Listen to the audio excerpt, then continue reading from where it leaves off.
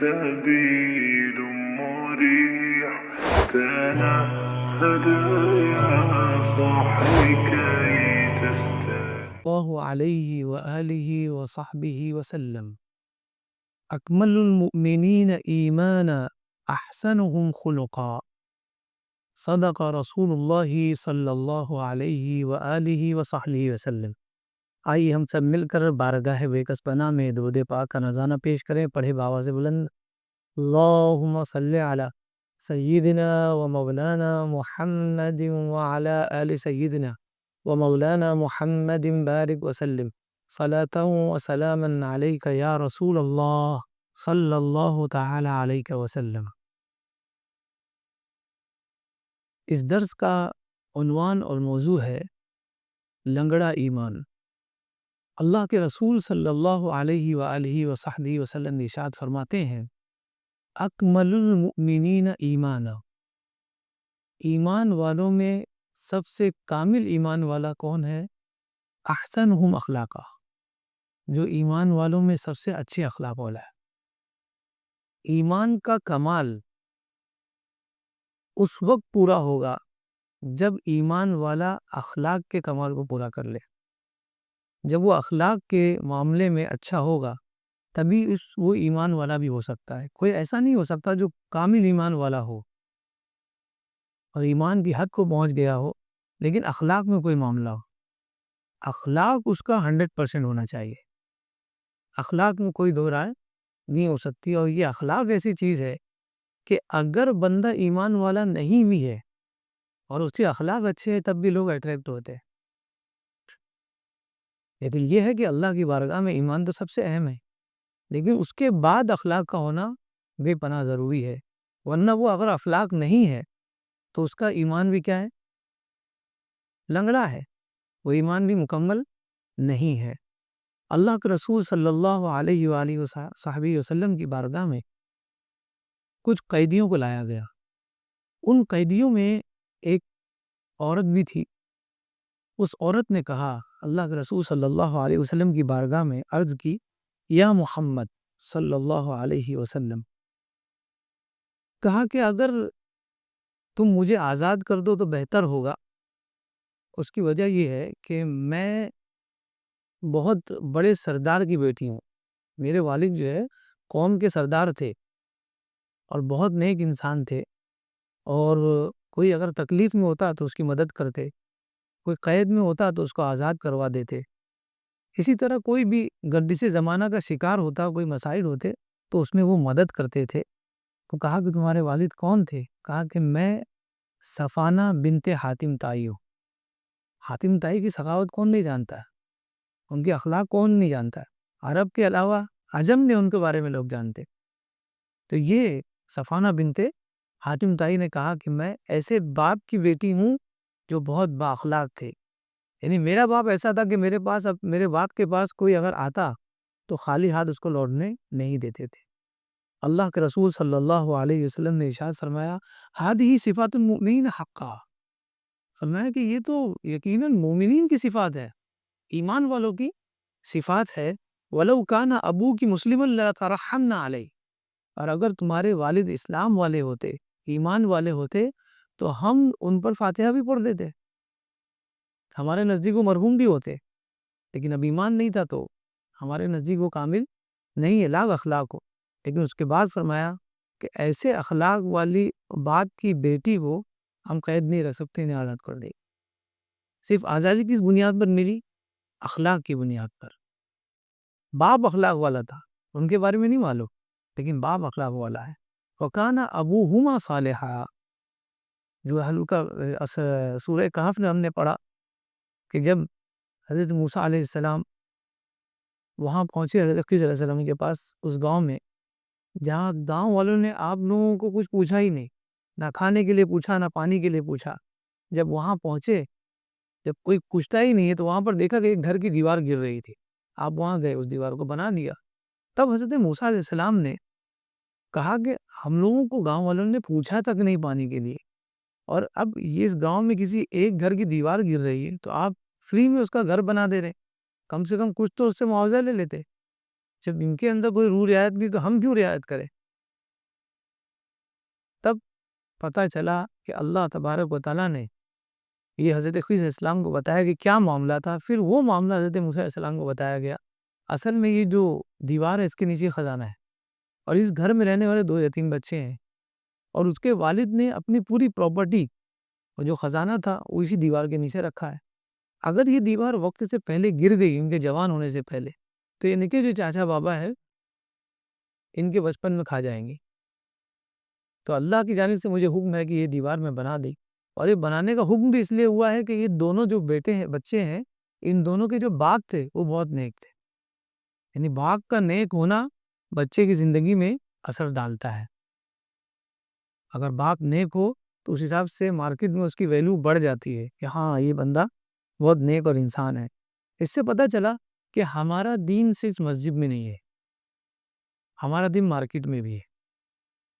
ہمارا دین صرف مسجد میں نہیں ہے، ہمارا دین مارکیٹ میں بھی ہے، دکان میں بھی ہے، آفس میں بھی ہے. کیونکہ ہم سمجھتے ہیں کہ دین نماز کا نام ہے تو وہ تو مسجد ہی میں ہوتی ہے، جبکہ دین اخلاق کا نام بھی ہے، اور وہ آفس میں بھی دکھایا جائے گا، روڈ پہ چلتے ہوئے بھی دکھایا جائے گا، بائک چلاتے ہوئے بھی اخلاق دکھایا جائے گا. جب کسی کے ساتھ بیٹھے ہو اور اگر وہ تھوڑا آواز بلند کر دے اس وقت بھی آپ کو اخلاق دکھانا پڑے گا.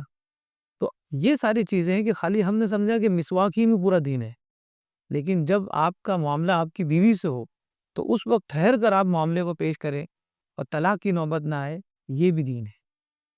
مسواک بھی دین ہے، نماز بھی دین ہے، مسجد میں بھی دین ہے، لیکن ساتھ ہی ساتھ اس کے باہر بھی دین ہے جہاں پر انسان بستے ہیں، ان کے ساتھ ویوہار آپ کا کیسا ہے، یہ سب سے بڑا دین ہے.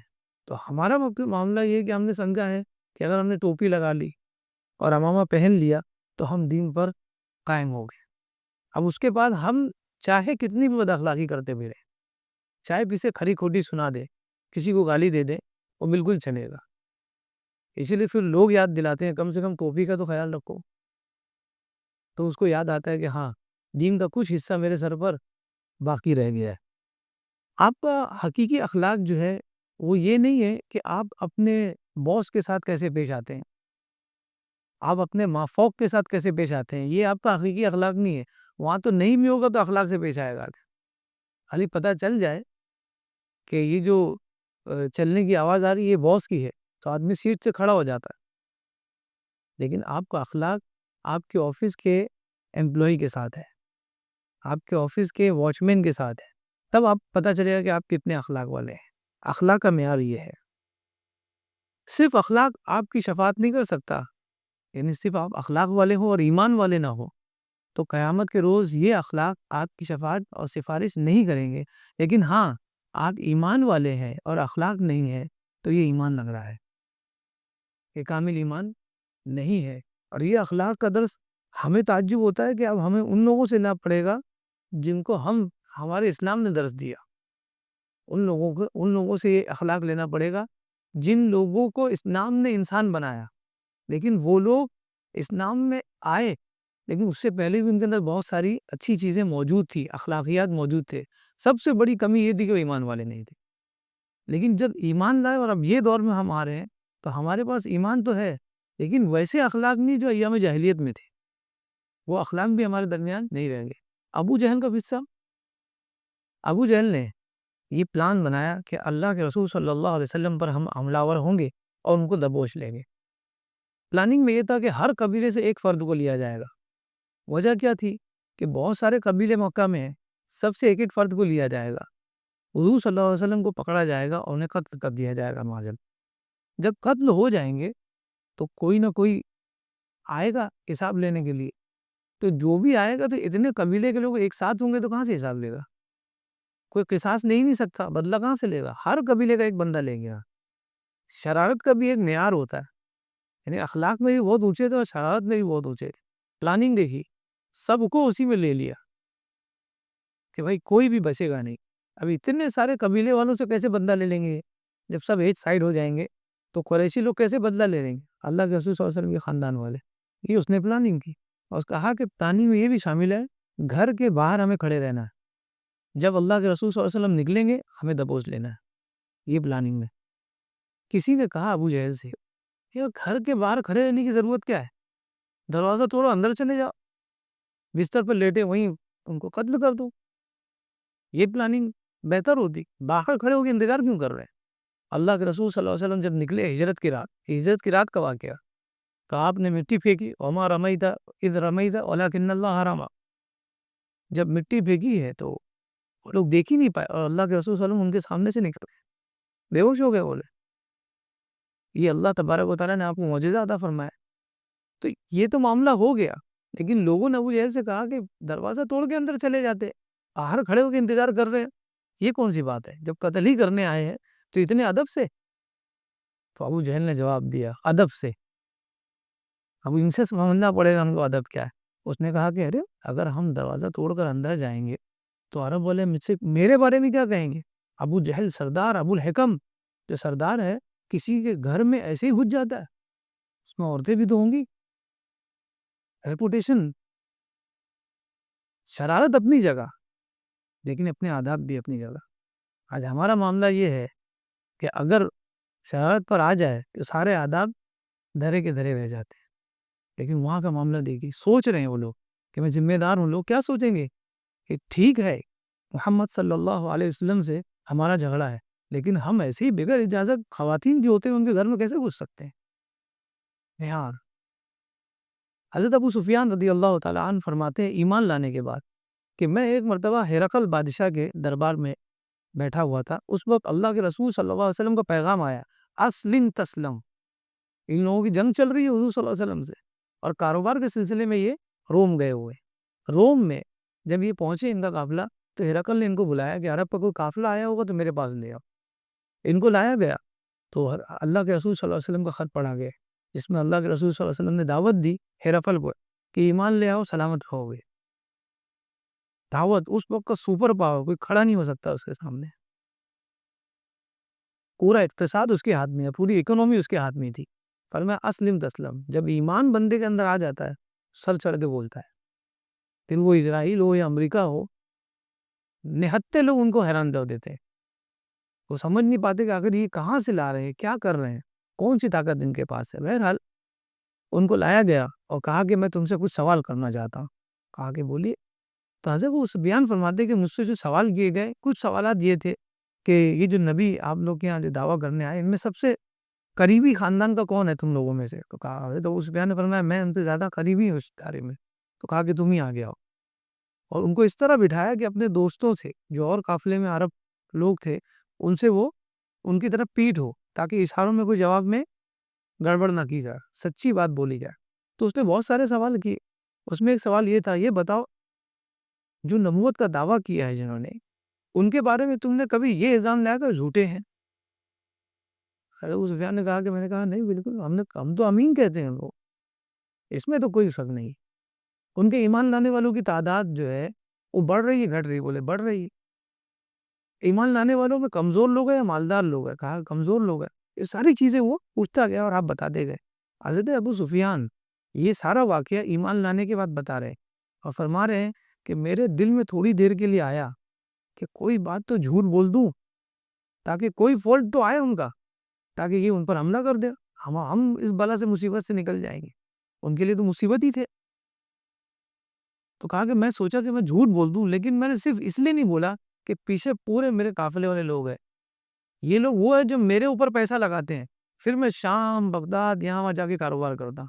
ان کو اگر لگے گا کہ میں نے جھوٹ بولا ہے اگلی بار مجھ سے پیسہ نہیں لگائیں گے, میری ریپوٹیشن خراب ہو جائے گی. یہ میرے بارے میں کیا سوچیں گے میں جھوٹ بول رہا ہوں. اب ان سے اخلاق ہم کو سیکھنا پڑ رہا ہے کہ کیا اخلاق تھے. ایمان نہیں لائے اس وقت کی بات ہے. تو اخلاقیات بہت اہم چیز ہے. اب ایمان لانے کے بعد ان کو کیا کرنا تھا؟ اللہ وحدہ لا شریک پر ایمان لانا ہے, اس کے علاوہ کسی کو معبود نہیں ماننا ہے. باقی اخلاق تو ہے, لیکن ہمارے لیے مسئلہ یہ ہے کہ ہم تو پیدائشی مسلمان ہیں, لیکن اخلاق کا معاملہ ہے کہ ہمارے گھر میں دور دور تک نظر نہیں آتا. گھر میں نہیں, ہم باہر نہ جائیں گے کس سے سیکھیں گے؟ بڑی صحبت کی ضرورت ہے, بڑے لوگوں کے ساتھ بیٹھنے کی ضرورت ہے, اور ایک زمانے تک بیٹھنے کی ضرورت ہے جب جا کے تبدیلی آئے گی. حضرت امیر معاویہ رضی اللہ تعالیٰ عنہ حضرت ابو سفیان کے بیٹے ہیں. آپ کے درمیان حضرت علی کے درمیان جنگ ہوئی, جنگ صفین ہوئی, جنگ جمل ہوئی, سینکڑوں لوگ قتل ہوئے, اس میں سینکڑوں لوگ قتل ہوئے. سوچئے دونوں کے درمیان چپکلی سے اور چل رہی ہے, جنگ چل رہی ہے. لیکن حضرت ابو سفیان کا لشکر، ان کو عرب کا فرعون کہا گیا اس وقت، اتنا بڑا لشکر تھا، اتنا بڑا لشکر، روم اس کے سامنے نظر نہیں آتے۔ لیکن جب روم یہ خبر پہنچی کہ حضرت علی اور معاویہ رضی اللہ تعالیٰ عنہما کے درمیان کچھ آپسی سبکلیس ہے اور جنگ کی نوبت آ گئی ہے، تو ہرقل نے خط لکھا، اور خط میں لکھا کہ اے امیر معاویہ، مجھے پتا چلا ہے کہ تمہارا معاملہ علی سے کچھ اچھا نہیں ہے، اگر تم صرف ہاں کہو تو میں اتنا لمبا لشکر بھیجوں گا کہ جس کا اول دستہ تمہارے تک تو پہنچ جائے گا، لیکن اس کا چھیڑا میرے پاس ہی رہے گا، اور پھر یہ لشکر جائے گا علی کے پاس، اور علی کا سر کاٹ کے تمہارے پاس لائے۔ مجھے صرف اجازت دو، مجھے پتا چلا۔ لیکن دیکھیے اخلاق، اگر اخلاق آپ کے پاس ہے، آپ دوست کو دوست سمجھیں گے، لاکھ دشمنی کے باوجود بھی ایک حد تک آپ دشمنی کریں گے، اپنی حدود کو پار نہیں کریں گے، آپ ایک حد تک رہیں گے اگر اخلاق ہے، اور اخلاق اسلام دیتا۔ آپ نے فوراً جواب میں لکھا، اخوان تشاجرا، دو بھائی آپس میں لڑ چکے ہیں، فما بالو کا تدخل بینہما، تو تمہیں ان دونوں کے درمیان دخل اندازی دینے کی کیا ضرورت ہے؟ یہ دو بھائیوں کا جھگڑا ہے، تم اس میں دخل اندازی کیوں دے رہے ہو؟ اور سن لو، اگر تم دوبارہ یہ خط بھیجو گے اور خاموش نہیں ہوگے تو میں اتنا لمبا لشکر بھیجوں گا کہ جس کا اول دستہ تمہارے پاس ہوگا اور اس کا چھیڑا میرے پاس ہوگا، پھر تمہارا سر کاٹ کے علی کو پیش کروں گا۔ حلم بردباری میں حضرت ابو سفیان، اور پھر اس کے بعد حضرت معاویہ کی کوئی مثال نہیں ملتی، اخلاقیات دیکھیے۔ لیکن ہم لوگ آج ایمان والے تو ہیں، وہ بھی کپڑے سے ہیں، دل تو اللہ ہی جانتا ہے، لیکن اخلاقیات سے ہم دور ہیں۔ تو اخلاق اتنا بڑا معیار ہے کہ اگر آپ کے پاس اخلاق ہے تو آپ کو 1 نمبر دیا جائے گا، لیکن آپ ساتھ میں انجینئر ہیں تو آپ کو 1 0، اور آپ بہت بڑے عالم دین ہیں اور 1 0، آپ حافظ قرآن ہیں اور 1 0، کتنا ہو گیا؟ 1000 ہو گیا۔ لیکن اگر اخلاق کو ہٹا لے تو جو ایک ہی ہے، کتنا بچا؟ 0۔ تو اخلاق اتنا بڑا معیار ہے، دکھنے میں ایک ہی، بس 1% ہی ہوتا ہے وہ، جیسے کہ نمک 1% ہوتا ہے، نکال کے دیکھیے کھانا کھا کے، کھانا کتنا ہضم ہوتا ہے، کتنی بھی اچھی ڈش ہو، لیکن اگر اس میں نمک کی مقدار کم ہی صحیح اگر نہ ہو تو وہ کھانا بیکار ہے۔ اسی طرح اگر ایمان کے ساتھ ساتھ اخلاق نہ ہو تو ایمان مکمل نہیں بلکہ ادھورا ہے۔ اللہ تبارک و تعالیٰ کی بارگاہ میں دعا ہے کہ ہمیں ایمان پر رہنے کی توفیق عطا فرمائے، اور کوشش کرنے کی توفیق عطا فرمائے کہ ہم ایمان کے ساتھ اخلاق کو بھی ملائے۔ اللہ کے رسول صلی اللہ علیہ وسلم کے اخلاق پر عمل پیرا ہونے کی توفیق عطا فرما۔ مولا کریم اصحاب رسول رضوان اللہ تعالی علیہم اجمعین کی سیرت کو پڑھنے کی توفیق عطا فرما، اس پر عمل کرنے کی توفیق عطا فرما۔ مولا کریم جو کچھ درس بیان ہوا ہے اپنی بارگاہ میں اسے قبول فرما۔ مولا کریم کہنے اور سننے سے زیادہ مجھے اور ان سب کو عمل کی توفیق عطا فرما۔ وصلی اللہ تعالی علی خیر خلقہ محمد وعلی آلہ وصحبہ اجمعین برحمتک۔